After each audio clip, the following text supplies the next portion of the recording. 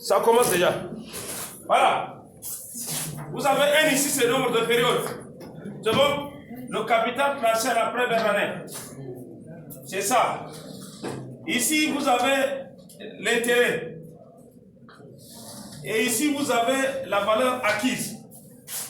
La question qui a été posée, calculer l'intérêt à la fin de la première année. C'est ça, non? Donc, à la première année, on a déposé notre capital. Notre capital va produire intérêt. Donc, c'est ça l'intérêt à la première année. I est égal à C fois petit. C'est fini. C'est ça, n'est-ce pas? Ça, c'est la première année. Donc, à la première année, la valeur acquise est égale à quoi? Est égale au capital plus l'intérêt. C'est ça qu'on a factorisé. Donc, ça donne 1 plus I. Quand on demande la valeur acquise à la première année, c'est ça la réponse. Si tu veux bien, n'écrivez pas la puissance N. Ici, nous sommes à la deuxième année.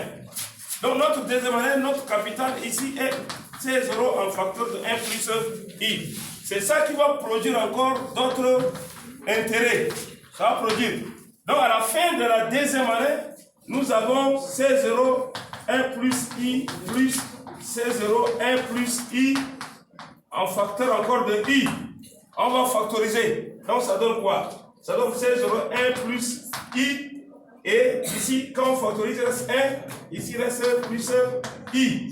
C'est ça qui donne C0, 1 plus I au carré. Ça, c'est la valeur acquise à la deuxième année.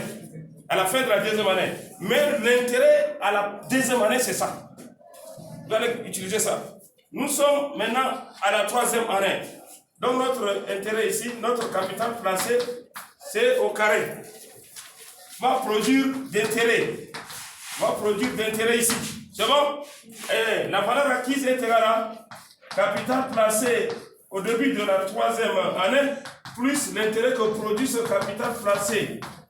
Donc, ça va donner quoi? On va factoriser. Ça donne ici C0. 1 plus I au carré. Il reste quoi? Il reste 1. Ici, il reste I. Donc, ça donne C0. 1 plus I. Ça, c'est la valeur acquise à la fin de la troisième année. Mais ici, c'est l'intérêt à la fin de la troisième année aussi. C'est ça l'intérêt. Maintenant, en 4, nous aurons ici C0. 1 plus I, puissance 3. Au fur et à mesure que le nombre de périodes augmente, la puissance ici diminue de 1. Quand le nombre augmente, la puissance diminue de 1. Diminue de 1. Quand c'est 4, c'est 3. Quand c'est 3, c'est 2. La puissance diminue de 1. C'est bon? Donc, on va multiplier ici 1 plus I au cube multiplié par ça. La valeur acquise à la fin de la quatrième année, 1 plus I puissance 3 plus C0, 1 plus I puissance 3 fois I. Nous allons toujours traditionnellement factoriser. Ça donne C0, 1 plus I puissance 3, 1 plus I. Donc ça donne C0, 1 plus I puissance 4. Maintenant, la cinquième année, c'est une question qui a été posée aussi à l'étude 2 ou 3 comme ça. À la cinquième année, nous avons notre capital qu'on doit placer, c'est ça. Donc, qui va produire d'intérêt fois I, n'est-ce pas? Donc, la valeur acquise à la fin de la cinquième année, ça donne plus C0, 1 plus I, ça fois I. Donc, ça donne quoi? Ça donne C0, 1 plus I à la puissance 4 fois 1 plus I. Donc, ça donne C0, 1 plus I à la puissance 5. Comme je disais, quand le nombre de périodes augmente, la puissance diminue. Donc, quand on va jusqu'à N, ça va donner quoi? Ça va donner ici C0, 1 plus I, N moins 1. Au fur et à mesure, N moins 1. C'est ça qui va encore produire des intérêts. Ça, N moins 1 multiplié par I. Donc, la valeur acquise, ça donne C0, N moins 1. Plus C0, 1 plus I, N moins 1 fois I. On va factoriser. Donc ça donne quoi? Ça donne C0, 1 plus I, N moins 1. Il reste 1 ici. Et ici, il reste I.